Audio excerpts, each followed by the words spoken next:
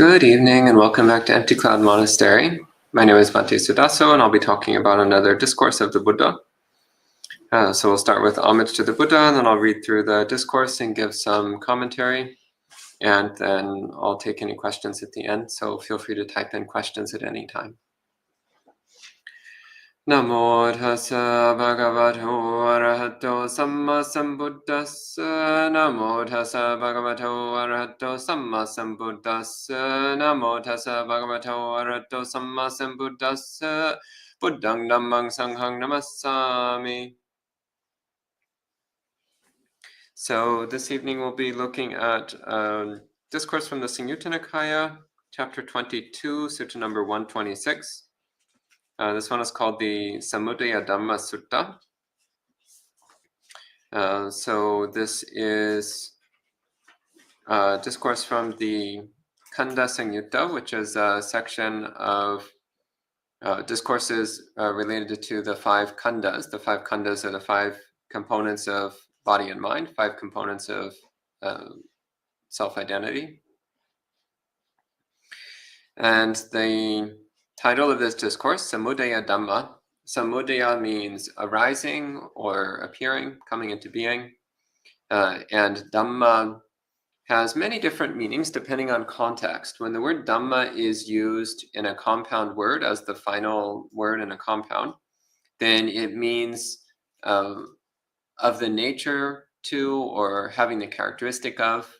So Samudaya Dhamma means something that has the nature of Samudaya, or that is subject to Samudaya, or which has the characteristic of Samudaya. So Samudaya then meaning arising or appearing or coming into being. Then Samudaya Dhamma means that which has the nature to arise, or the nature to appear, to come into being. That which is subject to arising or coming into being. And so in the suttas, the Buddha says that all sankharas, so all things, are both samudaya dhamma, which means they have the nature to arise, and vaya dhamma. So vaya means to disappear, to go away. So everything has the nature to come into being and the nature to cease to be, the nature of arising and ceasing, of appearing and disappearing. So the discourse begins, it says, at Savatthi. Then a monk went to the Buddha, bowed, sat down to one side, and said to him, Bhante, they speak of ignorance. What is ignorance? And how is an ignorant person defined? And the Buddha replies, he says, monk, it's when an uneducated commoner does not truly understand the body, which is subject to arising, so that's samudaya dhamma, subject to arising.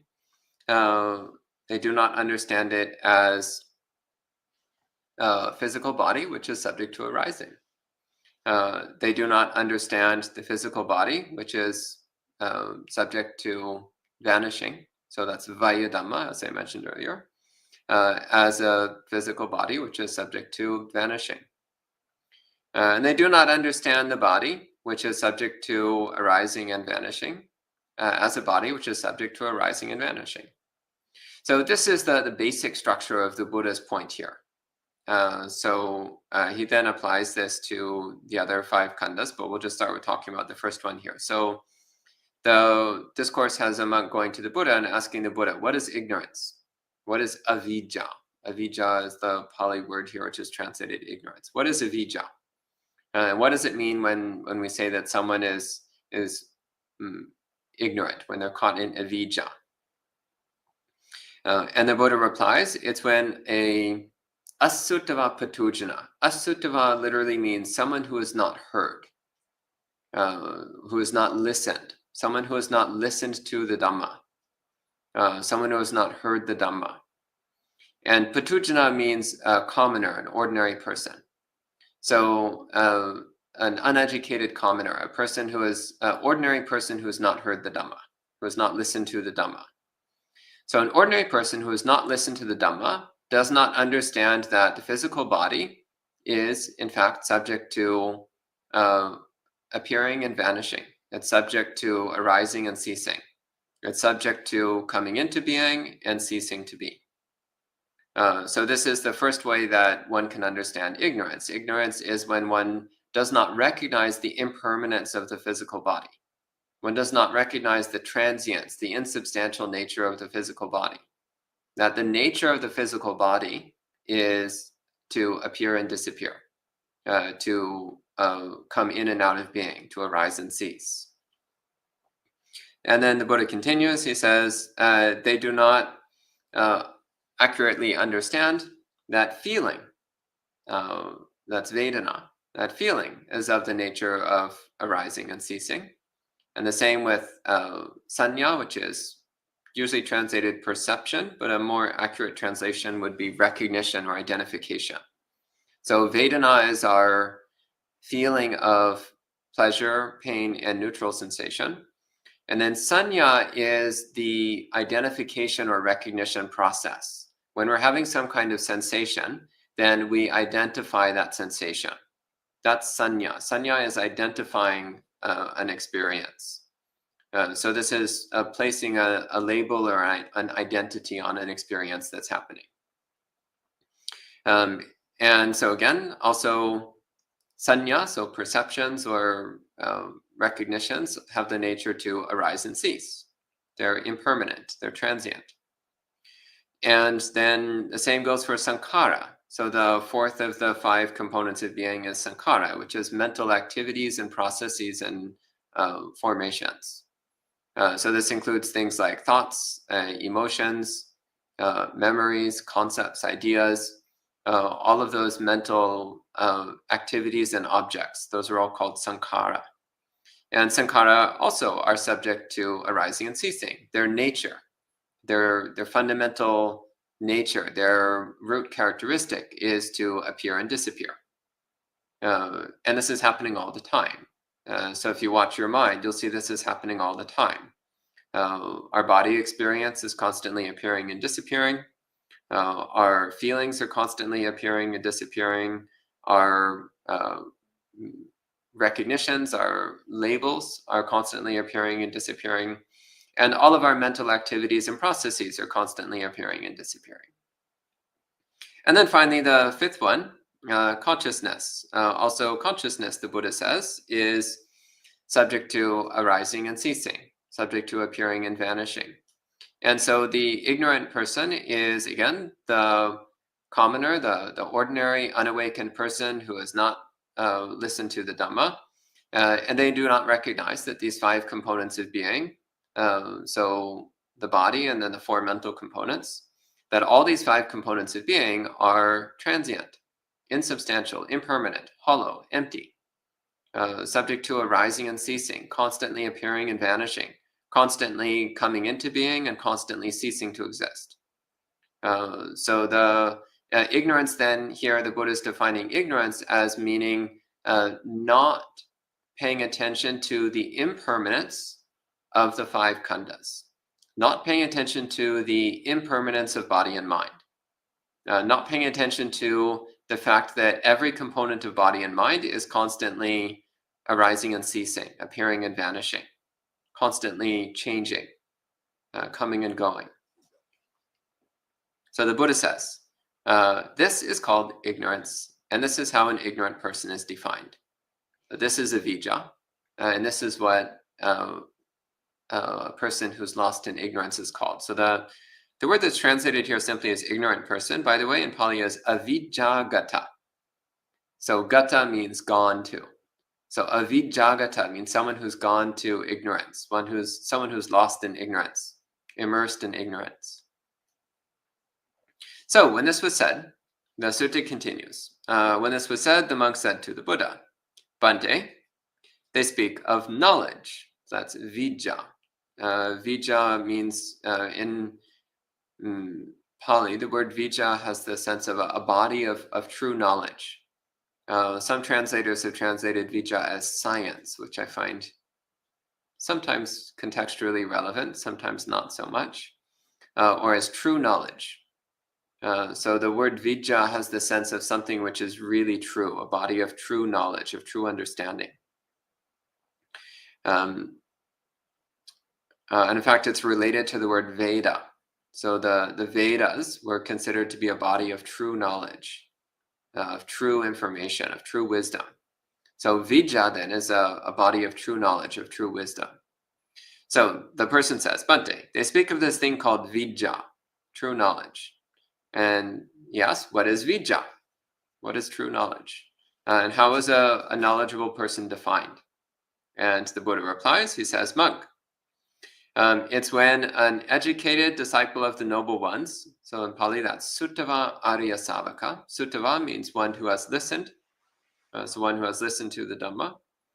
And Arya Savaka, so Arya means noble one, which in the Pali Suttas normally refers to someone who's attained at least the first stage of awakening.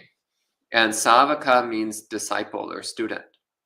So Savaka actually literally means listener. So you listen to your teacher, and that makes you a disciple. So a student is someone who listens to their teacher. So Arya Savaka is someone who listens to the noble ones. They listen to enlightened beings. So a Suttava Arya Savaka then is someone who listens to enlightened beings and has heard the Dhamma. And so the Buddha says, again, he says, monks, it's when an educated disciple of the noble ones truly understands that the physical body, which is subject to arising, is in fact subject to arising. They understand the physical body, which is subject to vanishing, is subject to vanishing. And they understand the body, which is subject to arising and vanishing, as a body which is subject to arising and vanishing. And then the same for each of the other five khandas. So again, the knowledgeable person, the one who has wisdom and understanding, is the person who recognizes that every component of body and mind is constantly arising and ceasing, constantly appearing and vanishing, constantly going in and out of existence. So true knowledge then is defined as directly perceiving, directly experiencing the fact that every single component of our body and mind is non-persistent. It's vanishing every moment, and then a new one is arising in the subsequent moment. There's no actual persistent ongoing existence to any part of our personal experience. And in many places in the suttas, the Buddha is quite clear that if one directly, fully sees this fact, then that will lead directly to full awakening. So if one clearly, fully perceives every aspect of body and mind as transient, impermanent, non-persistent, arising and ceasing, then one will naturally relinquish personal identity. One will naturally let go of all self-concept in relationship to body and mind, which means that one will immediately attain the first stage of awakening if one has not already done so. So this is an extremely important point. So what is it that leads to full awakening? Well, it begins with recognizing that body and mind are not who we are. I am not this body and mind. What leads directly to recognizing I am not this body and mind? It's observing the fact that body-mind components are non-persistent. They are arising and ceasing in every moment. Since they're arising and ceasing in every moment, they cannot possibly be our true nature. They're simply transient, temporary experiences. So the Buddha concludes, he says, monk, this is called knowledge, and this is how a knowledgeable person is defined. So very short and beautiful sutta. So we can respect the sutta with 3 sadhus, and then I'll answer some questions. Sadhu, sadhu, sadhu. And this is, by the way, one of the many, many examples of Pali Suttas where the Buddha talks about emptiness, but without actually using the word emptiness. But those who are familiar with emptiness will recognize immediately that that's what the Buddha is talking about here. So there's a couple questions here. Sud says, as a layperson who does not understand right view fully, can one accept that the Buddha's view is right and have faith and practice diligently? Would this eventually lead to seeing it fully? that definitely helps.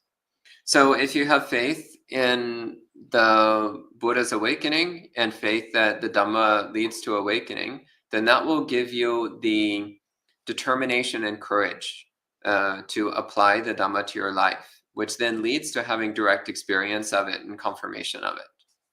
So yes, if you have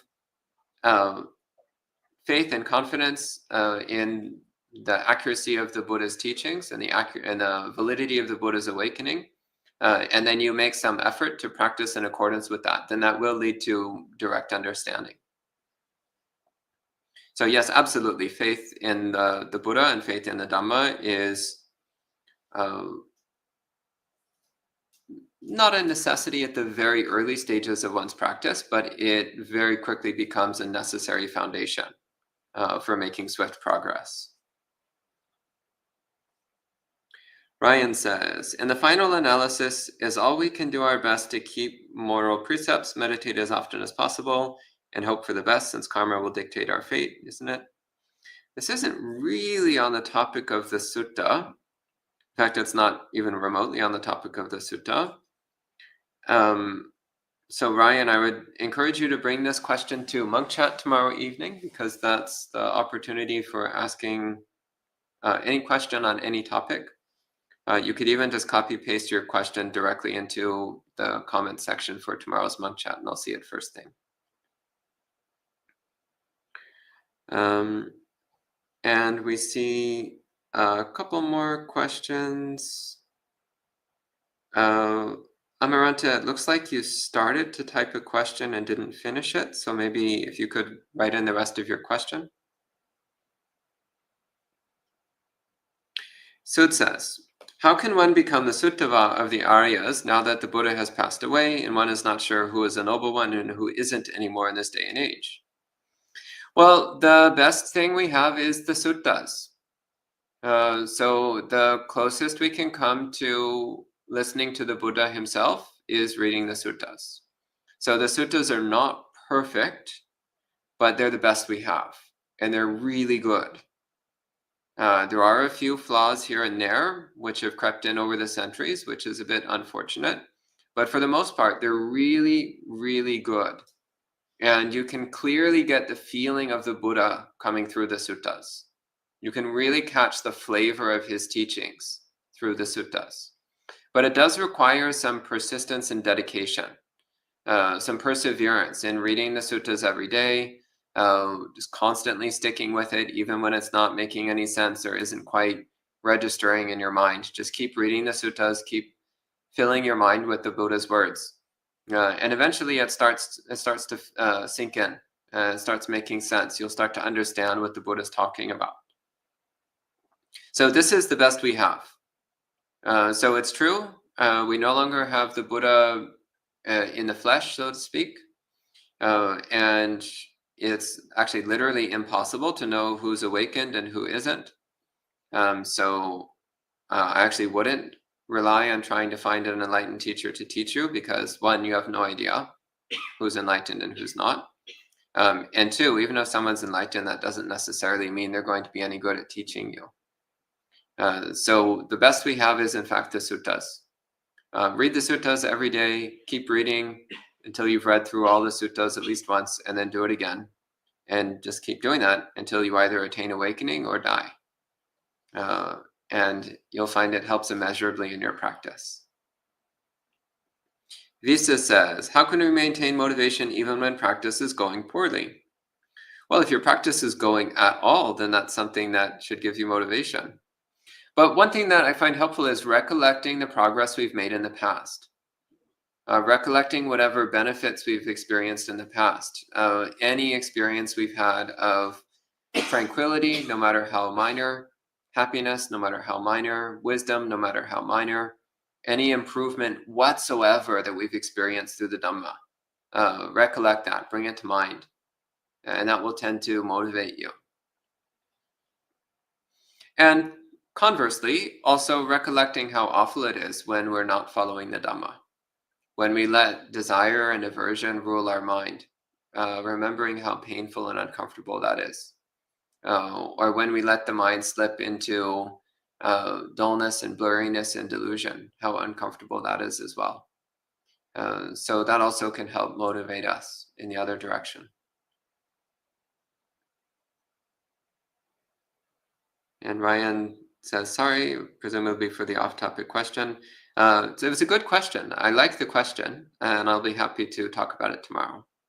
Yeah.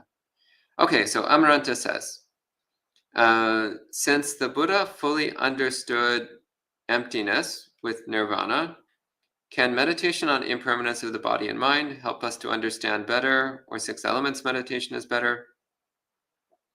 So Amaranta, it's not that one form of meditation is better than another. Rather, it's that the Buddha, in his great compassion, the Buddha gave us many different ways to meditate. And that's because at different times, different methods will be more effective. And for different people, different methods will be more effective. So the Buddha gave us many different methods because he wanted to make sure that we would have access to the tools that are going to be useful for us. So meditation on impermanence of body and mind, that's one way of practicing, which is really good.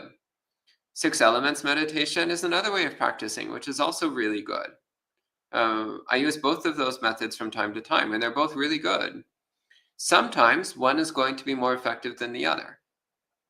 So it's good to get some familiarity with both, do some practice with both, and be willing to apply either one depending upon the needs of the moment.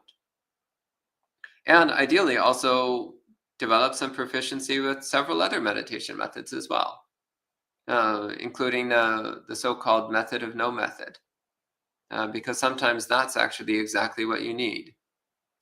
So it's good to have a few different tools in your toolkit.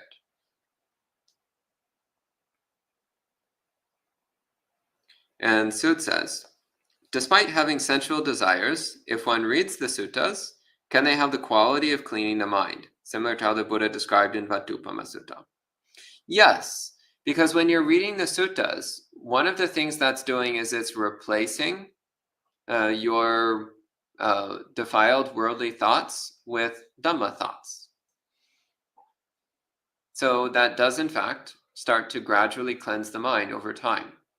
You're basically cleaning away all of the defiled worldly thoughts from the mind and replacing them with the Buddha's words. So yes, that will actually have the effect of cleansing the mind to some degree. It's not sufficient in and of itself, but it's a good start. And that's the last question. So I think we'll go ahead and conclude the session with 3 more sadhus, and then we'll see you for monk chat tomorrow evening. Sadhu, sadhu, sadhu. We'll see you next time.